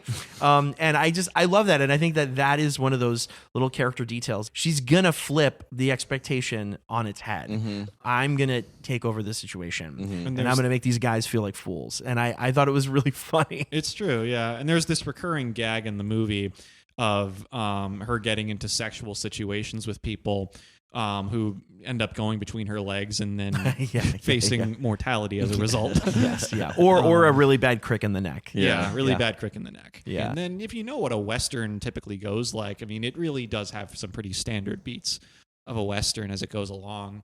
One difference from Polyester is that Tab Hunter gets a lot more screen time here. Oh, he does. It's more equal between Divine and Tab Hunter. Although maybe not that many more lines. He's quiet through a lot of this movie. He's doing his best Clint Eastwood. Yes. And also there's this, I mean, kind of where you can still see some of the John Waters, maybe not direct influence, but, a similar spirit is in this gag in the movie that Rosie and Margarita are these twins separated, or sisters, separated in childhood, and that they both have these tattoos on their butt cheeks that complete a treasure map that everyone's looking for. I actually got a huge laugh out of the description later. Yeah. Like the story, it's like, oh, he put it on there, his infant daughters at birth.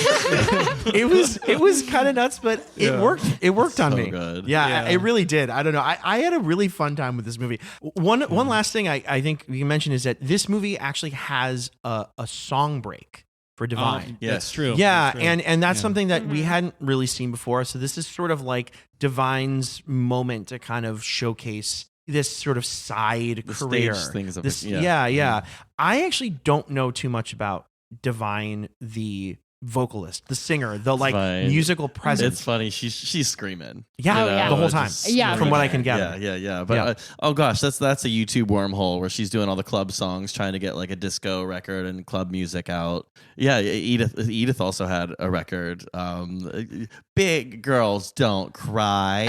Oh no, really? Get Off the Grass. I love Edith's record. Yeah. Both wow. of them had. Oh my like, gosh. Okay. I mean, just putting it out there for the underground scenes that were performing artists and just doing their cabaret acts at the time. Gotcha. Yeah. Like Divine was not the best vocalist, but that it was her stage presence that was really magnetic. Totally. Yeah. You can draw a comparison to the idea of formal filmmaking and what we see in a lot of these Divine films, along with sort of formal singing technique and Divine's singing voice as well. It's like, it's not going to be the thing that you expect. It's not the thing that you're going to, be able to put on for your grandparents. Right. It doesn't have to be. Music, just like film, can take all sorts of forms. Well, I think that's a great way to say when Hairspray, who do you choose to play on the Broadway version, like Harvey Fierstein? Right. Great Yeah. vocalist to do a Divine, justice to that role.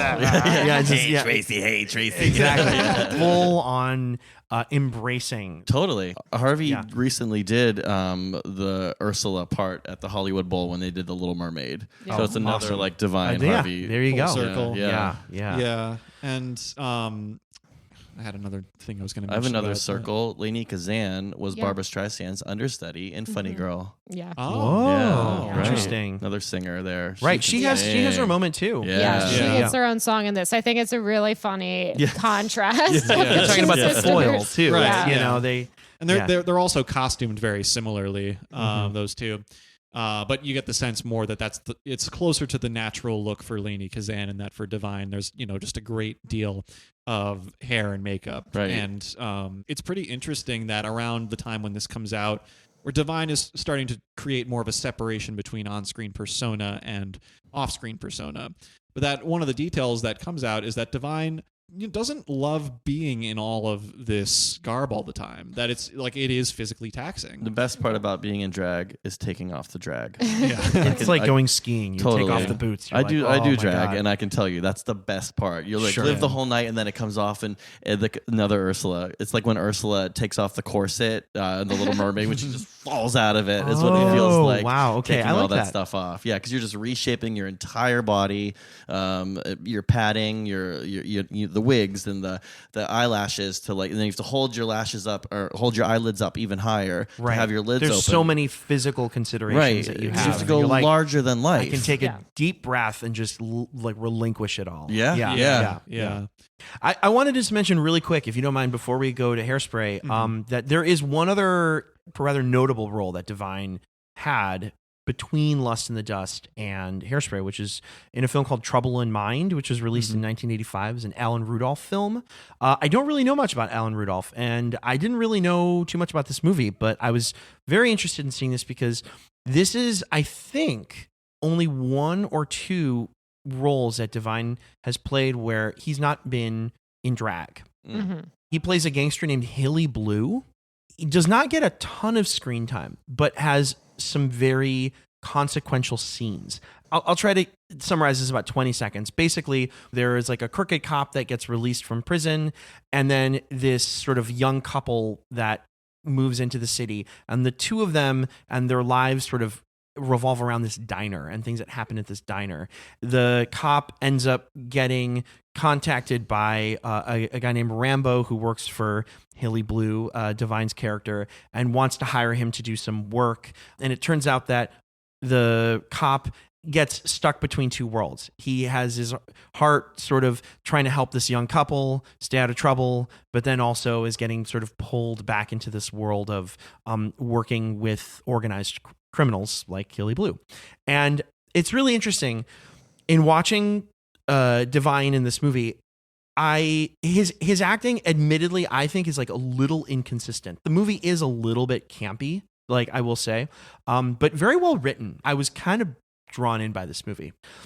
So a little bit inconsistent in the acting, but in some other ways, I felt like he's actually perfectly cast for it, because I didn't mention this before actually, but one of the things, again, that I was really actually taken by all of the kind of early Waters films was the breathless dialogue. Mm-hmm. It's very clear that they rehearsed a lot of this. And Divine is a wonderful vessel for like snappy, fast, witty dialogue. Mm-hmm. And that's something that this character has. He is a gay mobster. And he is constantly ping-ponging from being like repulsed by the people around him and being like, I need you, please do this right now. And so his head is kind of always on a swivel. And in a lot of ways, it's like Divine's really good at that, really good at almost being sort of like an insult comic in the moment and delivering those lines. And so there's a lot of that happening. And I also found it kind of funny because this movie has a lot of misogyny in it. A lot of men behaving badly, men forcing themselves on women. But oddly enough, Haley Blue is like the most feared character in this movie. And I would recommend it, considering the kind of journey that we've all been on. I felt like it was really important to see that, because I know that that was something that Divine was honestly interested in doing. And if Divine had lived longer, I think it was something that we were going to see more of. Totally. Which is roles where, you know, he wasn't in drag. Right. And so this was sort of an opportunity for him to be like, I'm not in drag. This isn't a John Waters film. My character has a lot of authority and gravity, and I'm going to create it without any of the other external physical stuff. Cool. I've seen clips of it, but I've never seen it. So Yeah. I'm super curious. I would recommend it. It's on Tubi. Yeah. If Okay. anyone has Okay. Tubi, check it out. Okay. I got kind of sucked 'Cause into it. as a huge Divine fan, it's not like we're going to get more Divine work. So Exactly. of course Yeah. I'd Yeah. love to So this check is out. So if you're interested in seeing more Divine, I'm going to say Divine has maybe like 12 minutes of screen time. The movie is about almost 2 hours long. But again, the Haley Blue character, so much revolves around. Mm-hmm. You know, say we were living in the 1980s and this movie had not come out yet. If you had asked me if I could see Divine as a gangster, I probably would have said yes. Yeah. Totally. Yeah, because there's like, you know, there's the camp of the gangster role, but also like Divine having had this, as someone in the documentary I Am Divine put it, this kind of Don Rickles like insult comic presence on Right. stage. Totally. I think the shoe fits perfectly. I really want to hear your story about Yeah, Hairspray. I mean, I don't know that I necessarily have a story. I just think that Hairspray was my entry point. I think that it was for a lot of people. I was like given this DVD as a gift in like high school from a friend of mine, and this was probably around the time the musical adaptation movie came out. But I think I just had like a cool friend who was like more familiar with the original John Waters version of Hairspray, and she gave it to me on DVD, and I was like so captivated by this. And I didn't necessarily get further into the John Waters catalog for quite some time after that, but it's a movie that I constantly think about. Like I think a lot about like John Waters' cameo in this movie. Pretty great. Which is fantastic. And like his scenes trying to hypnotize Penny. I think about them constantly. Like it's just, those scenes are like so ingrained. With the cattle prod yeah, too. in my Yeah. mind with the cattle prod and like the umbrella and the the spinning wheel. spinning Yeah. wheel. It's like, I think about that constantly. And I hold this movie very dear to my heart. I grew up a musical theater kid. I know that obviously Anthony, you're a musical theater performer, and like I grew up loving Grease. Like Grease was like my all-time favorite movie when I was very little. And so I feel like there are some similarities between these two movies, and so I think it was just like perfect for me at like age 15 or whatever. Right. It really does. This here. does feel like an extension of the world and universe of Grease. Oh yeah. In some ways, yeah. But what's fun too, we were talking about like first being really offended and like different offenses, and now me as the audience, I'm offended by the racial discrimination going on that they have to overcome in the studio where they film the Courtney Collins show. Oh, sure. Yeah. So now it's like John Waters has taken all of these things and tropes that he's had, and he's using it as ammunition to get us all behind a cause. Yeah. So it's like Yeah. it's monumental, like socially and politically, as much as it is like full of humor and gags and gosh, the Hardy Harshaw, like the cast, like cast alone, Stiller, and we got Sonny Bono, Debbie Harry, Sonny Bono, Debbie Harry. Ruth Brown. Yeah, and this is Rick Ricky Ocasek is briefly in there as Pia like Zadora. Pia Zadora. The two Yeah. of them are like almost sort of like cautionary tales. Yeah. Yeah, I also think about that scene a lot of her like ironing her hair. I Yeah. think that was the first time I ever found out that was where straightening irons evolved from, and I was like so fascinated. I was like, that seems like it would be a lot faster. Right. Like maybe I should try. Also, like that scene feels like kind of meta as John Waters. I mean, who like grew up influenced by the Beat generation, just poking fun at it too. It's far from the present day that we're in now, but it's well enough past peak Beat era that you can do an effective satire, and that, like, of course, they're just giving all these very heavy-handed drug offerings. And then just the thing that really cemented that scene for me is when she's reading from Howl at the end. Yeah. It's just yes. it's like, of course it fits, but talk about low-hanging fruit of the Beat Oh, generation. totally. Let's smoke weed and get drugs. Yeah. And then if you're going to read from anything, of course it's Howl. Of course it's Hal. Yeah. Yeah, it's almost like a college freshman talking about Fight Club. Played by James Franco. Yeah. Ooh, yeah. Also, we should mention this is Hairspray, not to be confused with Hair. Yes. For other musical theater fans out there.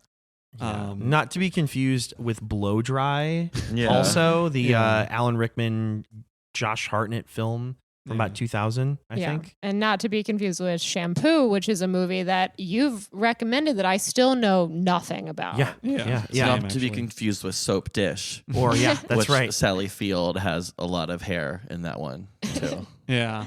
And also going back to the cast of Hairspray for a moment, I couldn't help but notice in a minor role, Josh Charles, who 1 year after the release of Hairspray is one of the 3 leads in Dead Poets Society. He's one of the members. Yes, he's in the Corny Collins show. He is in the Corny Collins. Yes. You know what? I recognize his face. I didn't bother to do the legwork to figure out his name. Thank you for doing that, Julian. Of course. So we mentioned a little bit before too about how Divine plays a mother. She's a mother in Multiple Maniacs, in Pink Flamingos, I guess in Female Trouble as well. Oh, yeah. And Polyester. And Polyester, and then also here. And I think there's like an evolution to like the kind of way that she's non-glam, like almost like still stuck in the 50s in the beginning of the movie until Yeah. Mama Welcome to the 60s gets the makeover. And it's interesting. It's like the Francine Fishpaw character outwardly seems like she wants very much to love her kids, but she also seems to do it with reckless abandon. Like, I don't even know how I would show it. And in this movie, her mother learns very quickly how to show it, how to become supportive of her daughter. And I think that was something that was very cool to see. It was like, love Tracy. Yeah. Even when she's like, I'm hungry. And then she's like, oh, you're eating too much. And he's like, she's a growing girl. Yeah. Jerry Stiller's like, come on. Like it expresses his love for the way that Divine looks. And it's like so body positive, way ahead of when we knew what that was. Totally. Yeah. And then also noteworthy for this Divine role is that this is one of the few times in the John Waters filmography, if not the only time, that you see Divine in a supporting role. Yes. Although lead. it was considered to just cast Divine as both characters at one point. But I don't think that would have worked out. I don't know that they really played with that idea for too long. Well, Divine does come in as the studio owner out of drag, which is very probably playing off the gangster stuff earlier. Definitely. Pulling up Peter Sellers there. Love it. I love Divine out of drag. Yeah. Arvin hodgepile. Yeah. Great name. I think John Waters is like a grade A level name. Motormouth bestower. Maybell, Penny Pingleton, Prudy Pingleton, Velma Von Tracy Tussle. Turnblad, Velma Von Tussle. Like there's, Yeah. I mean, Todd Tomorrow. It's Even Dawn Corny Davenport. Collins. Yep. You're always going back to all of these Francine Fishpaw. Yeah. Exactly. You know? Yeah. Even Babs Johnson too. Babs Johnson's good. Yeah. Babs. Yeah. Seaweed. We did not talk about seaweed. I love Seaweed. He's so cute. He's He is so adorable. cute. Yeah. He's sweet. But then in the making of Hairspray, with Divine being placed in this supporting role, like the story goes that when Ricky Lake, who played Tracy Turnblad, showed up on set, that Divine felt a little bit upstaged. That Divine was honestly a little jealous. You know, Divine was John Waters' muse, the primary muse, I think, up to that point. And so, yeah, this was a little bit of a light potential passing of the torch, that it was like the John Waters Divine partnership could be, I don't know, polyamorous maybe or whatever. Like there's room for other sort of Polyester amorous. Ooh, I like that. Yeah. We are people that love puns here. Oh, So, yeah. But then eventually Ricky Lake did win the respect of Divine after they had just worked together by a little bit. I don't know what the exact metric is, but and they had great chemistry. They were great friends on set. And thinking a little bit in the broader picture of this movie, it's well known that John Waters and Divine are identified with Baltimore, but I think in a way, this seemed like the most candid Baltimore, at least of the movies I saw to prepare for this. This is the most candid Baltimore that you see depicted in their work. And correct me if you think that there is another contender for that. Later on, Pecker's so Baltimore. It's pits Baltimore against New York. A Dirty Shame. They go into these Baltimore bars. So it's. I haven't seen Cecil B. Demented, but I know that movie That very one's much, great. very much Yeah. plays on like Baltimore as. Yeah.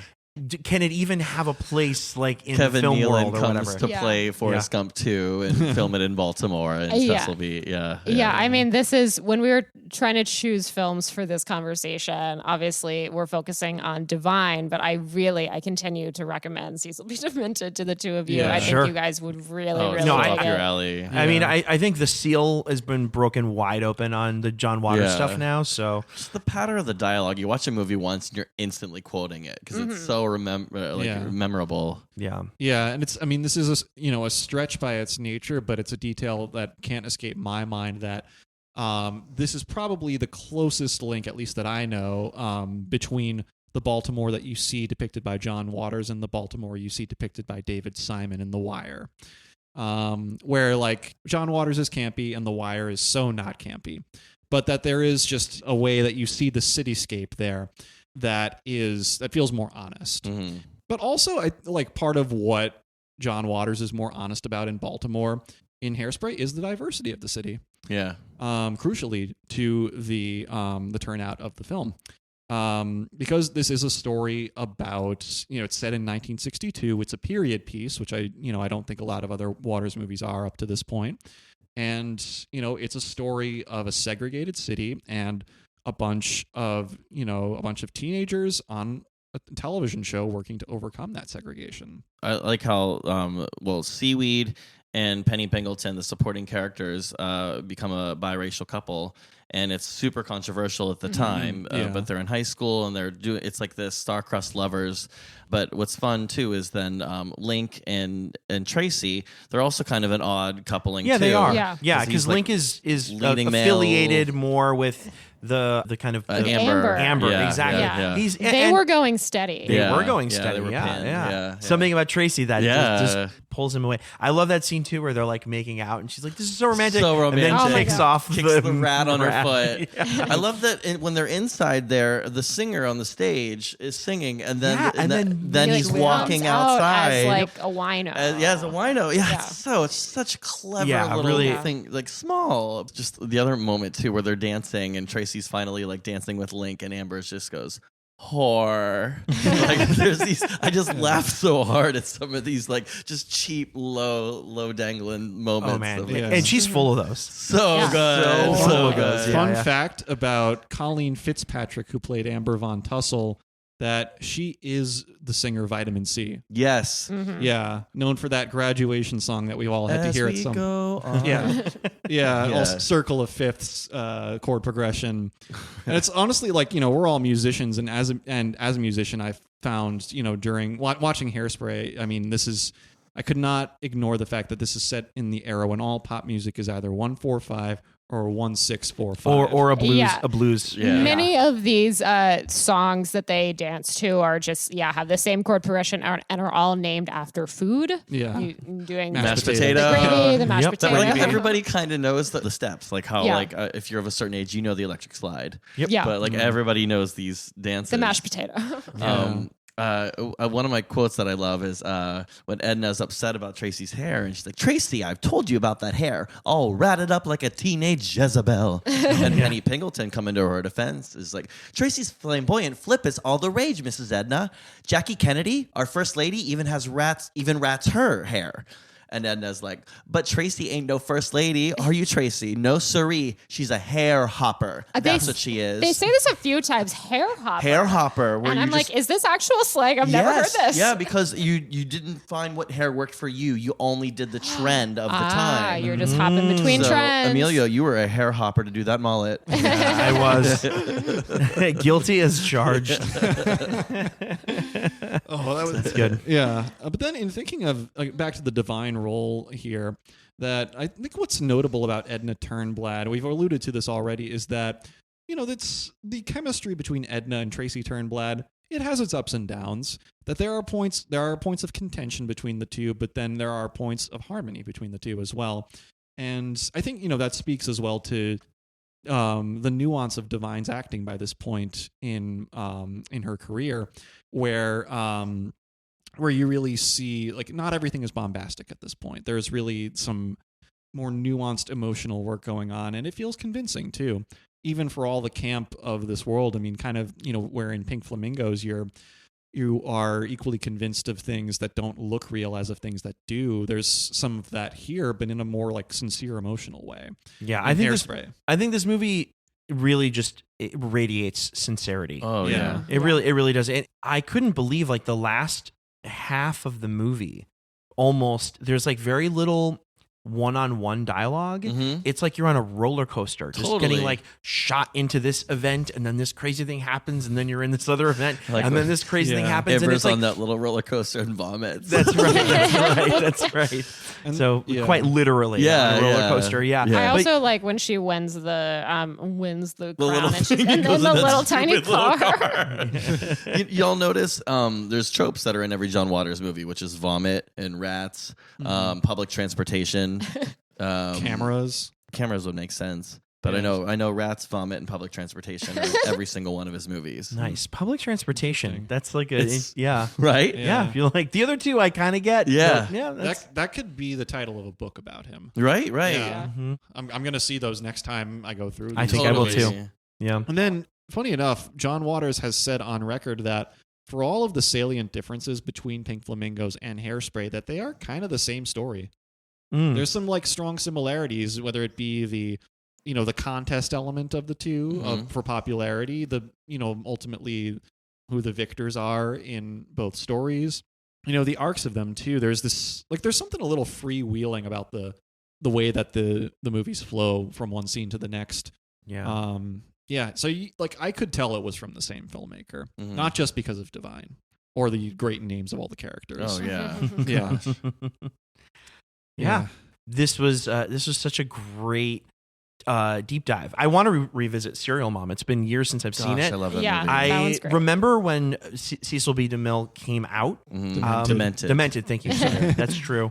Cecil B. Demented. I love that pun, by the way. It's really good. So I should have been able to nail that. But I definitely want to see that as well. So I love Pecker. Visit Pecker. Edward Furlong. Yes. Right? Isn't that Christina Ricci. Gotcha. Yeah. Only really place good. that Furlong comes up other than Terminator 2. I know. Right. Yeah. Right. I do like Crybaby as well. Yeah, same. I was another kind of period piece. Yeah, I was reluctant to watch Crybaby just because of the Johnny Depp of it all, but he's quite good in that, and everyone else is also fantastic. And John Waters talks about how people think of Hairspray being the musical, but his version of Hairspray is not a musical. No, right. A lot of Crybaby- music in it, but not a musical. Crybaby is his musical. Yeah, it's actually musical. It's easy to see how Hairspray could be adapted into a musical, even Oh, when it's not. totally. Yeah. There's actually a script for Hairspray 2, and there's a script for Pink Flamingos, Flamingos Forever.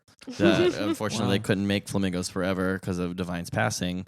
But Hairspray 2, HBO commissioned it. And so John Waters is like, well, I've been paid for it. I wrote the script. It's out there, but they've just never gone and shot it. But I do know that Link has a talking zit. Oh. You know, or yeah. I don't know what the exact conflict in it is, but I did read Flamingos Forever script. It's just as crazy as Pink Flamingos. Wow. At one point, like Divine gets so powerful she's flying. So yeah, I would believe it. It's out there. Yeah, and I don't want to see the version of a Pink Flamingos sequel where there's good production value. Right. Yeah. Right. I don't want seamless, CGI. flying. Exactly. Yeah, Divine. I want to see what that would look like Right. if they were maxing out a credit card. Right, or right, getting, right. getting loans. Yeah. I mean, I think it's important to mention Divine was going to be cast in Mama's Family, the sitcom at the time. Yeah. And she was ready to go to rehearsal the next day, had her script out, and just was reading it. And that's the night she passed away, like from the sleep apnea, heart related.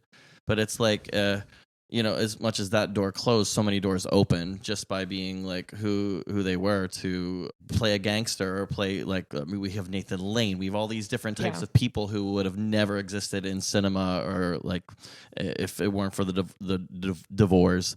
Divine's doors that have been open. We'll call them divorce. Oh, I like divorce. Yeah. All the divorce. Disciples. Yeah. Right. These people are the disciples of Divine. Yeah.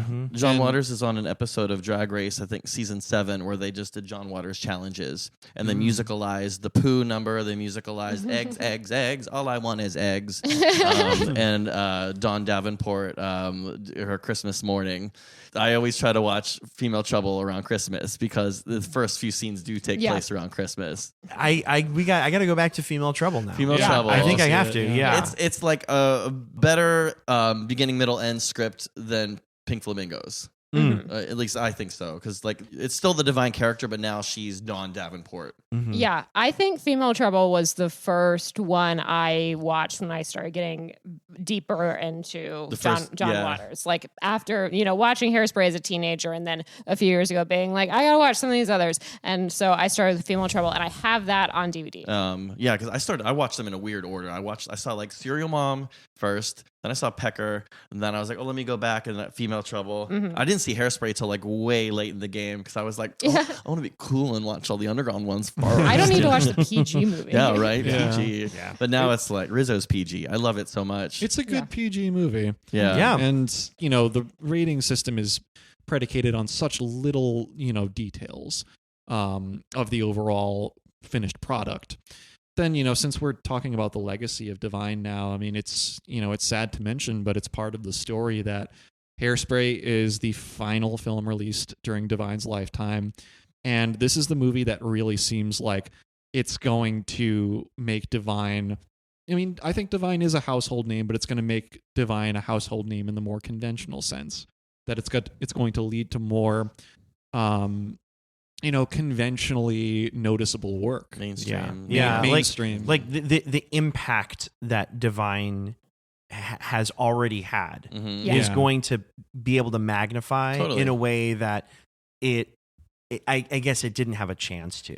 It's kind of heartbreaking to think about the number of, as we say, divorce that she opened and the number that she could have continued to open for people and like how she could have continued to change the media landscape as she was accepted into more of a mainstream culture. I also think there's like a lot of grace and bravery to be like, you need to accept me like as a person. Yeah. Like absolutely. And now that you've seen that I have this in me and that I can bring this level of commitment, I'm ready for more. I'm ready to evolve. Yeah. Yes, you can look at me as the character that, ate dog shit. Right. But like I can be so much more than that. And I'm Yeah. ready Go to do through that. the back door to Exactly. get into the Yeah. front. Here Yeah. you are. Yeah. Yeah. And so like the idea of evolving even away from what like Divine, I guess, has come to be known for,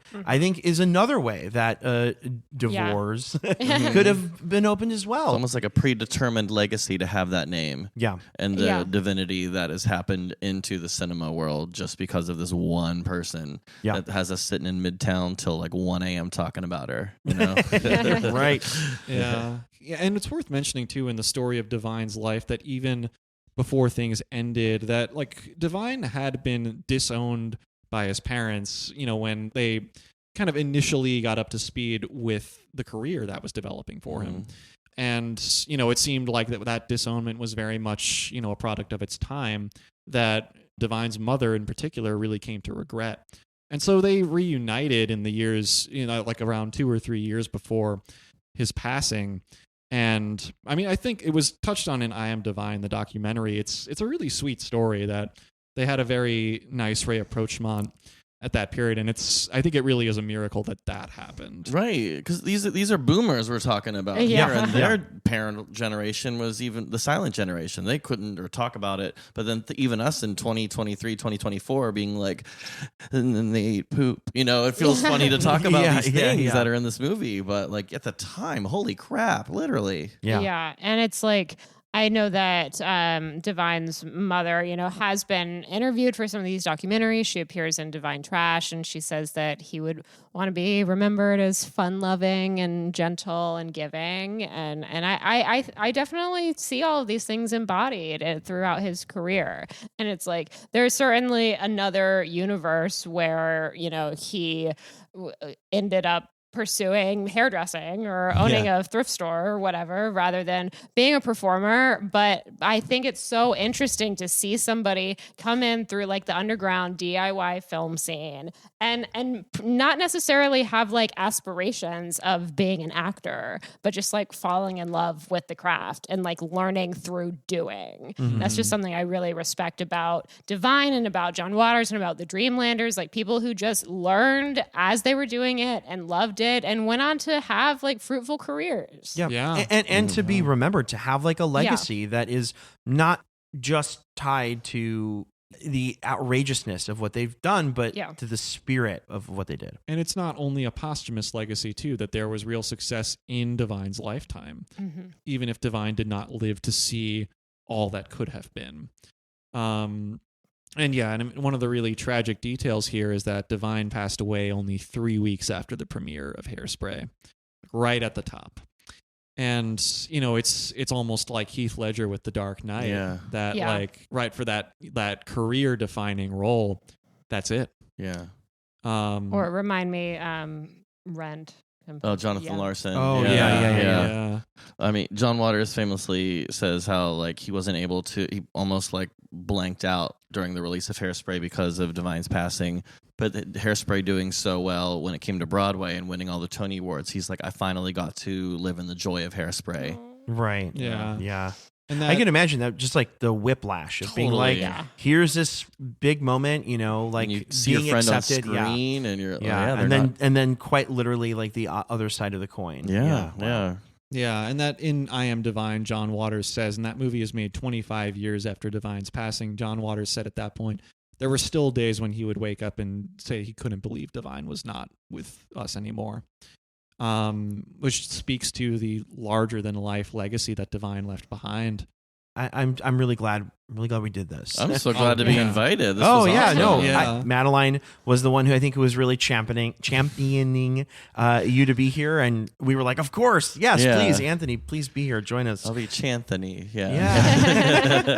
Thanks. We're just gonna portmanteau word our way, to the end of this. I guess the last thing I'll say before transitioning is that, it would feel irrelevant to do an unlikely shared universe with this material, given how we've connected it all already. But one little thing I'd like to believe is that famously in Pulp Fiction, there is a scene when Jules and Vincent, played by future Edna Turnblad, John Travolta, are Right. they are held up at gunpoint and a gun fires straight at them, but they don't get hit. And what is the reason for that? Divine intervention. And I like to Ooh, there we believe go. maybe there's a moment off camera where the spirit of a certain deceased actor comes back to life and saves them from certain death. Cool. Yeah. Cool. I like that. That's wonderful. Yeah. I think that would have to be the sole entry into that category. Yeah. I don't think I can do any better than that. No, let's leave it at we'll that leave it right one. there. The other last thing I want to say is for the last 5 episodes, we engaged with this theme, perceptions of sanity. And over the last 5 episodes, that was something that these movies and, Divine in some respects have in common, right? This sort of idea that when we're engaging with these works, are we watching a depiction of somebody who is quote unquote sane, quote unquote insane? I know that we kind of used it to help us narrow down movies that we would talk about, which I think is absolutely going to be a feature of how we use it in the future. But this is going to be the end of that particular theme. We are no longer going to talk about that. Julian, would you mind maybe sharing a little bit about the next theme that is going to unify the next 5 episodes that we record? With award season on the horizon, we are going to begin a cycle of episodes about the Oscars and specifically about the Best Picture category. And I think the best unifying term for what we're going to be discussing are unique Best Picture winners. Things that, won the award, but because there's so many winners, what are some movies that really stand out amongst the others for better or for worse?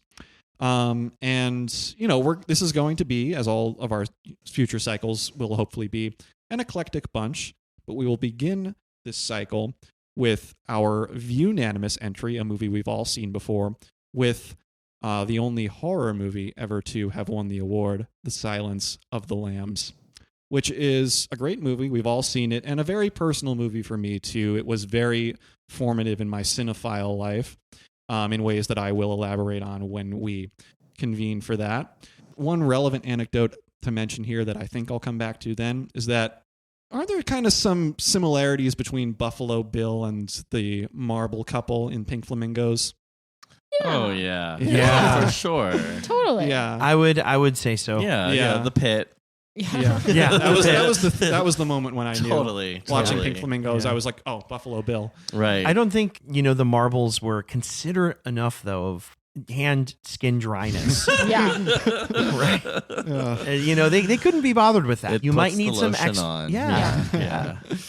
So, Yeah. I do all right. love that little dog, though. That- That little dog was in so many movies. Too. Yeah. Seriously? Oh my gosh, that dog has an IMDb. Oh. Yeah. Oh, I think I know what I'm doing on my walk back Yeah, to the there's- bus. Do you both, do the three of you know that there is a category at the Cannes Film Festival called the Palm Dog? Yes. Yeah. Yeah. Best Yeah. dog. No, in this the- is new in the for festival. the two of us. Yeah. I think it's a relatively new thing. You should look it up, though. It's pretty interesting. Cool. But that's a dog that could have won the Palm Dog. Easily. Yeah, What a definitely. good actor. Yeah. Wonderful. Yeah. Anthony, thank you so much for joining us. This has been officially the longest recording that we've done. Absolutely. I love it. I'm going to go Yeah. eat some dog poo now. We Yeah. talked Alright. a lot of movies with 4 people. And do you have anything you want to plug?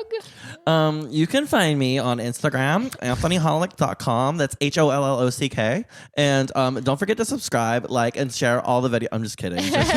But no, this has been so fun to do this and hang out. If you're ever in New York, write in the comments section. We'd love to hang out with you guys. Yeah. It would also be remiss for us to not share the fact that we have an Instagram presence Yeah. now. We also have an Instagram, so you can follow us at Sleepless Cinematic Pod on Instagram. Yeah. And if you wanted to write us an email, Yeah. we would love to hear from you. That's sleeplesscinematicpod@gmail.com. We honestly would. This is Yeah. a new endeavor for us, but we've been really enjoying it doing it so far. It'd be cool to get suggestions from the listeners. Yeah. Yeah, that too, yeah, for or sure. some feedback of some kind. And we have a category of episode called Suggestion Box, but that is a more literal suggestion box. Potentially. Also, in this moment of plugs too, Madeline and I are both on Letterboxd for cinephiles out on that famous cinephile social media network. Like my username, it's just my name, Julian Barthold. I think yours is like basically just your name too. No, it is not. Oh, my okay. my username is Patroness of Cats on Okay. Letterboxd, so you can follow me at Patroness of Cats on Letterboxd. Oh, that's more creative than me. I don't have a letterbox, but I think Yeah. at some point, as we continue to record, We'll help you make one. you guys Yeah. will help me We'll make do it one. on bonus Hey, content. come on, Dad. You got I this. know. We'll see if I Yeah. can muster up the energy. Guys, wonderful. I'm going to hit stop. Goodbye. Kiss everyone. All right. Adios. Take care. We are divine.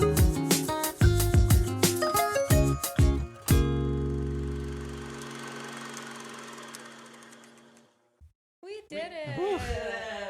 We did it.